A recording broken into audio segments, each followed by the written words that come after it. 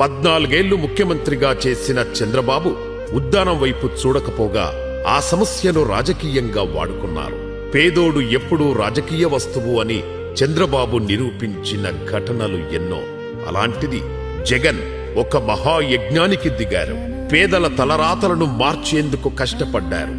ఎప్పుడొచ్చామన్నది కాదు, ఎన్నాళ్లు చేశామన్నది కాదు, పేదోడి మోముపై ఆనందం చూశామా, ఆ కుటుంబంలో సంతోషం చూశామా అన్నదే జగన్కు తెలిసిన రాజకీయం.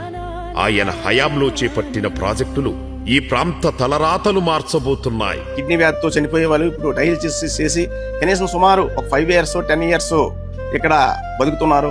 ఈ ప్రభుత్వాలు కూడా ఇంకా అక్కడ సేవలు ఇంకా అందిస్తే ఈ డయాలిసిస్ తో మరికొంతకాలం బతికే అవకాశం ఉంది. కాబట్టి ఇప్పుడు ఉద్దానం వాసులకు నీటి సమస్య లేదు, స్వచ్ఛమైన నీరు అందుతోంది. అందుబాటులో అత్యాధునిక ఆసుపత్రి ఉంది. కిడ్నీ వ్యాధుల రీసెర్చ్ సెంటర్ ఉంది. ప్రతి పిహెచ్సిలో ప్రత్యేకంగా నెఫ్రాలజీ డిపార్ట్మెంట్ ఉంది. ఉద్దానం కన్నీటిని తూడ్చేందుకు జగన్ తీసుకొచ్చిన మార్పులెన్నో. 40 ఏళ్ల ఉద్దానం ప్రాంత కిడ్నీ సమస్యకు పరిష్కారం చూపి ఆ ప్రాంతానికి ఊపిరిపోసి తమకు ప్రాణభిక్ష పెట్టారంటూ ఆర్తి నిండిన కళ్లతో జగన్ సేవలను గుర్తు చేసుకుంటున్నారు. ఆయనకి జగన్మోహన్ రెడ్డి గారు కిడ్నీ రీసెర్చ్